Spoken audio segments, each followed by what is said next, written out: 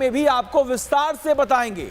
लेकिन सबसे पहले बात करते हैं उस खबर की जिसने सबको चौंका दिया है, परेशान कर दिया है। बात मालिक की चल रही है तो बात कर लेते हैं भारत की उस पार्टी की जो देश की आजादी पर अब मालिकाना हक बताती रही है। आज तक जिस पार्टी के नेता ये जताते नहीं थकते कि उन्होंने देश को आजादी दिलाई, उन्होंने देश के संविधान को बनाया, राष्ट्रगान दिया, राष्ट्रगीत भी दिया, वगैरह वगैरह, लेकिन अब इसी सो कॉल्ड नेशनलिस्ट पार्टी को राष्ट्रीय गीत को गाने में अपमान फील हो रहा है। उन्हें लग रहा है मानो वंदे मातरम नहीं गाना हो बल्कि दुश्मन देश में जाकर जंग लड़नी हो। जिस तुष्टीकरण और मुस्लिम वोट बैंक की राजनीति के चलते देश का बंटवारा हुआ, उसी सोच से ग्रसित आज के कांग्रेस नेता वंदे मातरम और उसके छंदों को गाने से इनकार कर दे रहे हैं। अब इन सबको सिखाने का बीड़ा उठा लिया है बीजेपी ने। बीजेपी ने दिल्ली में पार्टी की बैठक में कांग्रेस के वंदे मातरम के अपमान को लेकर निंदा प्रस्ताव पारित कर दिया और कांग्रेस को याद दिला दिया पूरा इतिहास। देखिए,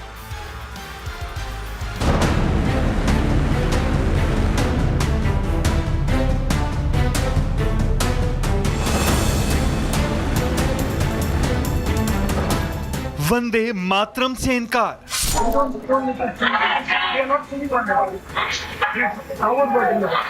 कांग्रेसी सोच का पर्दाफाश।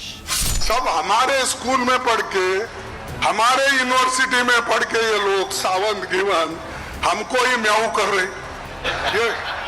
ये हमारी बिल्ली हमसे म्याऊं। नहीं गाएंगे वंदे मातरम।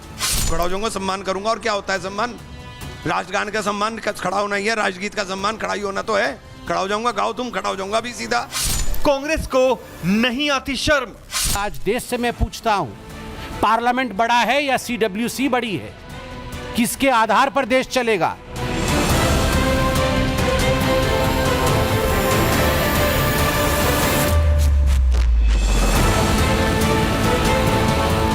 एक बार नहीं, बार बार, लगातार जब मौका मिला तब तब कांग्रेस ने देश के मान वंदे मातरम का किया अपमान। जिस वंदे मातरम को गाकर देश के लाखों लोग आजादी की लड़ाई में वेदी में कूद गए, जिस वंदे मातरम से प्रेरणा लेकर हजारों लोगों ने प्राणों की आहुति दी, उस वंदे मातरम से कांग्रेस को इतनी क्या मिर्च लगी कि उसने वंदे मातरम को अपमानित करने का कोई मौका नहीं छोड़ा।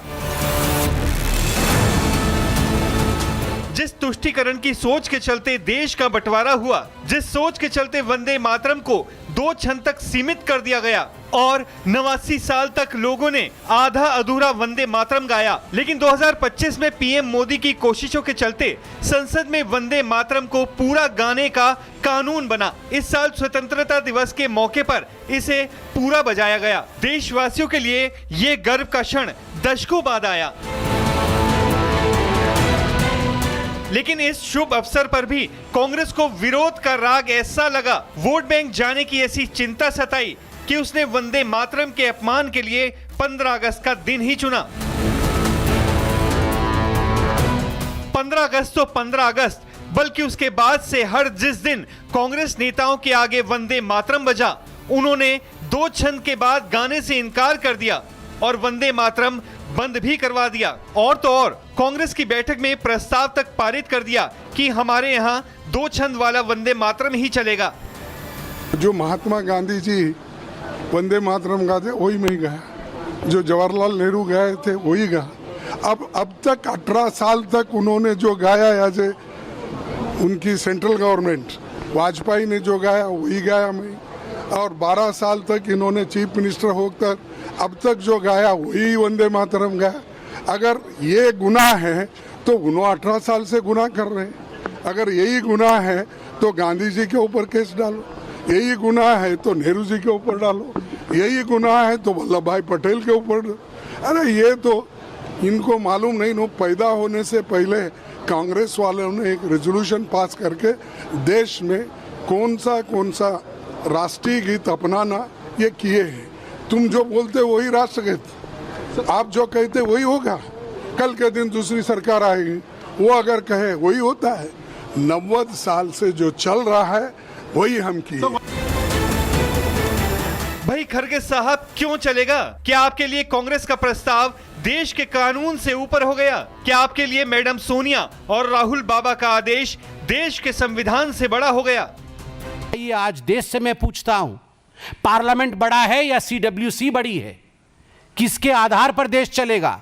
पार्लियामेंट में जो निर्णय होंगे उसके आधार पर देश चलेगा या फिर सीडब्ल्यूसी की कमेटी में जो निर्णय लिए जाएंगे, जो रिजोल्यूशन लिए जाएंगे, उसके आधार पर देश चलेगा? कुछ तो शर्म करिए राहुल जी, सोनिया जी।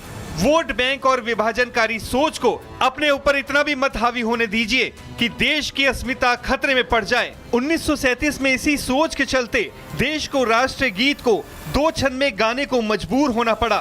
फिर से वही इतिहास दोहराना चाहते हैं आप? से कुछ दिनों पहले सीडब्ल्यूसी के मीटिंग में, कांग्रेस वर्किंग कमेटी के मीटिंग में एक रिजोल्यूशन पारित किया गया, जो रिजोल्यूशन 1937 में कांग्रेस वर्किंग कमेटी ने अक्टूबर माह में कलकत्ता में पारित किया था। और वो रिजोल्यूशन था कि हम 6 छंदों के वंदे मातरम को नहीं मानेंगे, हम वंदे मातरम का विभाजन करेंगे, वंदे मातरम को काट छांट करके केवल 2 ही स्टैंजा, 2 ही पद वंदे मातरम का गाएंगे। हम सब जानते हैं 1937 में यह निर्णय क्यों लिया गया था। अब देखिए, कांग्रेस की वंदे मातरम विरोधी सोच पर केंद्रीय मंत्री भूपेंद्र यादव ने भी निशाना साधा और कहा कि कांग्रेस देश विरोध की कुंठा में आकर वंदे मातरम के टुकड़े कराने पर उतारू हो चुकी है। सुनिए। भाव को अगर तोड़ने का काम किया है तो इस देश में कांग्रेस ने किया है, कुंठा को बनाने का काम किया है तो कांग्रेस ने किया है। और आज ये दिखता भी है कि अपनी भाव और कुंठा में आकर उन्होंने तो, जिन्होंने देश के 47 में टुकड़े कराए, आज वो वंदे मातरम के भी टुकड़े करा रहे हैं। वंदे मातरम को टुकड़े में नहीं, संपूर्णता में गाना ही एक ऐसे भारत का निर्माण है जिसकी कल्पना हमारे सभी आजादी के लोगों ने करी थी। खुद को घिरता दे कांग्रेस डिफेंसिव मोड में आ चुकी है, और आए भी क्यों ना। पहले तो गलती करती है और फिर उसे कबूलती भी नहीं। यानी एक तो चोरी ऊपर से सीना जोड़ी। अब कांग्रेस नेता और उत्तराखंड के पूर्व सीएम हरीश रावत ने कहा है कि बीजेपी का नहीं बल्कि कांग्रेस का वंदे मातरम से इतिहास जुड़ा हुआ है। वंदे मातरम से हमारा ऐतिहासिक रिश्ता है, हमारा ऐतिहासिक नाता है। ये तो बीच में भाजपा डकैती कर रही है वंदे मातरम की, तो इनको ये है रहा कि जो मिल जाए, जितना मिल जाए, चाहे उसके लिए समाज को बांटना ही क्यों न पड़े, कुछ हमको भी उसमें हिस्सा मिलना चाहिए। हम स्वतंत्रता संग्राम सेनानियों के द्वारा जो निर्धारित मूल्य मान्यताएं हैं और उस समय की वर्किंग कमेटी ने जो कुछ तय किया है उससे अलग नहीं हट सकते। तो हरीश रावत को तो आपने सुन लिया, अब कांग्रेस नेता नाना पटोले को भी जरा सुन लीजिए। उन्होंने कहा कि बीजेपी दिखावे के लिए वंदे मातरम की बात कर रही है। सुनिए और अब आप फैसला कीजिए कि आखिर दिखावा कर कौन रहा है। तो मुझे लगता है कि वंदे मातरम का विरोध तो कोई नहीं करेगा, तो वंदे मातरम के बारे में इन लोगों को क्या, जो जंतर मंतर पे इनको सबक दिया जैन जी ने, उसके डर के वजह से वंदे मातरम की बात कर रहे हैं। तो मुझे लगता है कि वंदे मातरम पे राजनीति नहीं हो सकती। पटोले साहब, आप बीजेपी पर आरोप लगा रही हैं राजनीति करने का, लेकिन आप क्या कर रहे हैं ये बताइए। वंदे मातरम को पूरा गाने में आपको क्या तकलीफ है? रावत साहब, आप इतिहास याद लाने की कोशिश कर रहे हैं, तो इतिहास तो ये भी बताता है कि कभी कांग्रेस के अधिवेशनों में पूरा वंदे मातरम भी गाया गया था, लेकिन एक वर्ग विशेष को खुश करने के लिए आपने वंदे मातरम की अपमान का जो काम किया वो देश ने 89 साल तक भुगता, लेकिन अब और नहीं चलेगा। शुभम हमारे साथ, हमारे सहयोगी बने हुए हैं। शुभम, कांग्रेस पार्टी देश की सबसे पुरानी पार्टी, हरीश रावत तो ये कह रहे थे कि वंदे मातरम से इतिहास कांग्रेस का जुड़ा है। अगर कांग्रेस का इतिहास जुड़ा है तो आपको तो सम्मान करना चाहिए, आप अपमान करने पे क्यों लगे हुए हैं?